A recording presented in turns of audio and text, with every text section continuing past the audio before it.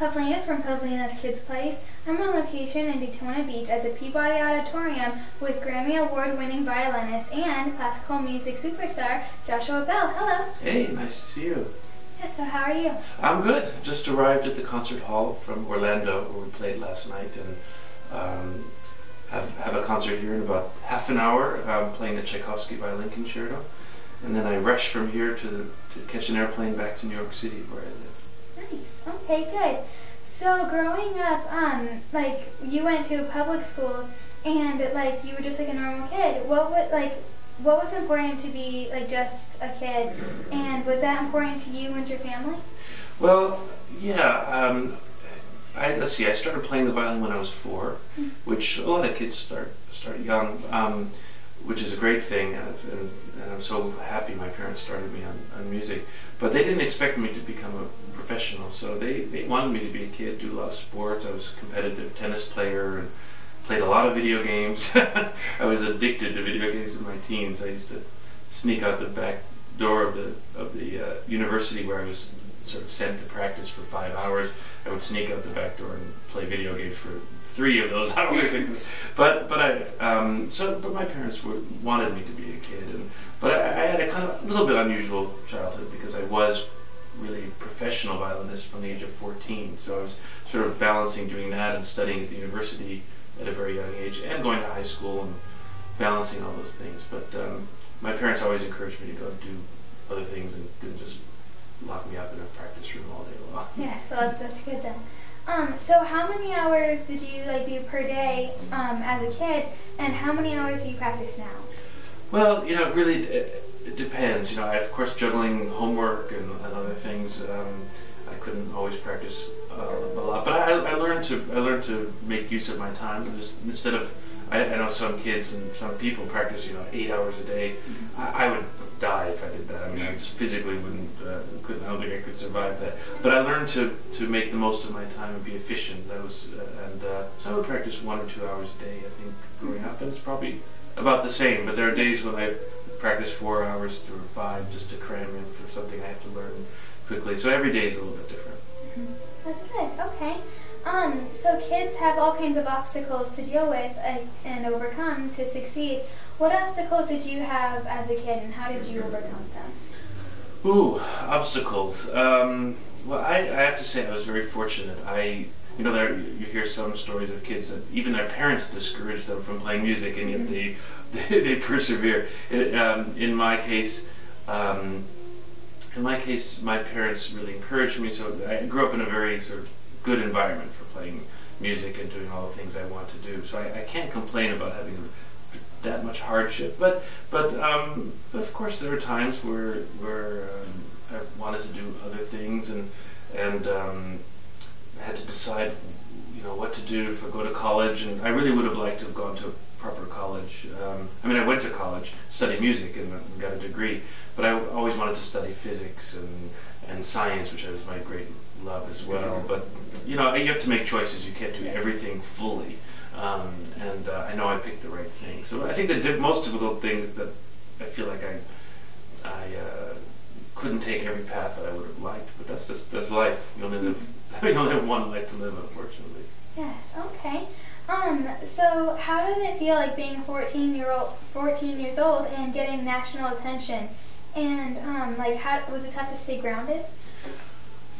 Well, I certainly enjoyed getting the opportunities to play. I was actually a very shy kid, so I think I was. I grew out of it a little. I sort of grew out of it. Of course, now I have to go on TV shows and give speeches and do all those things that I would have been shy about earlier. But generally, I was kind of a shy kid. But except on stage, I loved making music and performing. I was outgoing on stage. So I enjoyed the attention, enjoyed all that. As far as staying grounded, I think being in music, you just have to be your own worst critic anyway. You have to be very critical of yourself, and so staying grounded, I just listening to a tape of myself playing keeps me grounded because I think I'm terrible.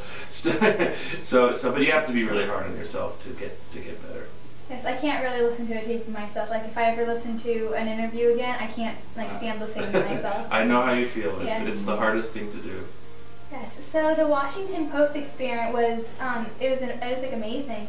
And I've been a street performer because I play steel drums, and it was always very humbling. Like it's a very humbling experience. But you're really awesome. So how did it like feel, and were you surprised? Well, the story for those who don't know, the Washington Post, a journalist there asked me to play in the sort of metro station and to see what would happen, since I'm sort of an established musician that people pay a lot of money to go for tickets. He thought what would happen if I played in the metro? Would anybody notice? It's not about recognizing me, but would they stop? Would they notice something different from a normal street musician, etc.? So I played along for fun, and it was certainly humbling, having most people just walk by and not even glance in my direction. I'm not used to that, but it was an interesting experience. But I don't think it really proved anything in particular. I think, except that music, you really need a captive audience. You need the concentration. That's the great thing about classical music, is that it engages your mind so much. It's not just something you put on the background or you dance to only. It's music, classical music. You have to really concentrate when you listen, and like watching a play, and when you do that and use your imagination, it's incredibly rewarding. So it's not the kind of thing. Playing in a metro station, that was not something I want to do again. What I was most surprised about is the amount of attention it got after. It got spread around by almost like an email virus. Everybody I know received it like 10 times, the email with the story. And so I guess it's good publicity. Yes.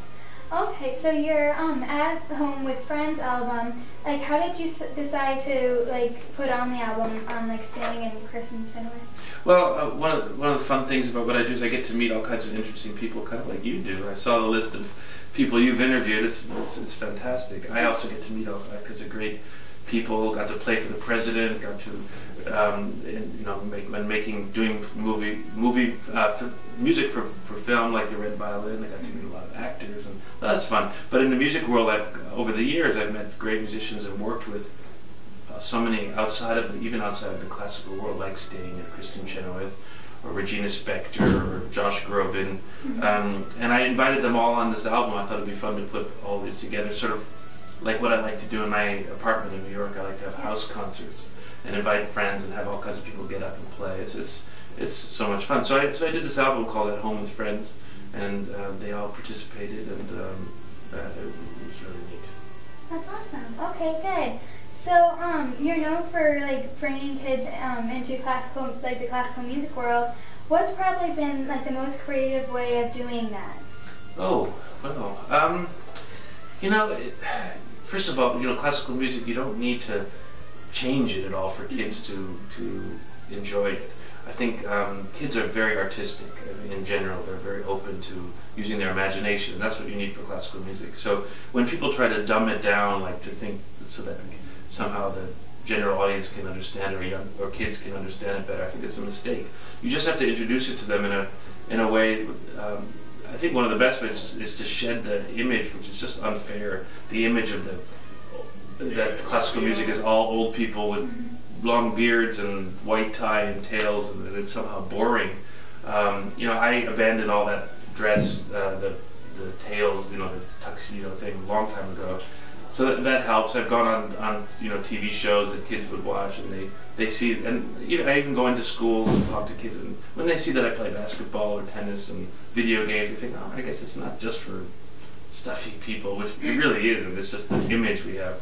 So, and after every concert, I go into the lobby and meet the kids. That's one of the most fun thing I do. And so I just like to connect with the audience, and especially kids. It's very gratifying when I see so many young people at the concerts. Yes, it's good. So any video games with your music or anything? Any video games with the music? I've been working on it, trying to find an idea to involve what I do in the video games, because those are two things that I've already spent so many hours doing. So I'm actually in the process of trying to figure out a good way. I know they've done Guitar Hero. Yeah. So maybe there's something I can do with the violin that we'll see. I don't want to give away my secrets. Yes, that'd be really cool. So what are your like upcoming events and gigs? Well, I'm just finishing here today in Daytona. I have a glorious week off at home in New York, which is very unusual because usually I'm constantly on the road. Then I jump off to Europe, and I go to London and Florence, Italy, and Monaco, and then Moscow, and St. Petersburg. It's all great cities. It's one of the really fun things about my job, and continue doing that. I'm booked. My concerts are booked through 2013. So, wow. So at least I know I got work. That's good. Well, thank you so much for talking to me. Well, thank you. It's nice talking to you.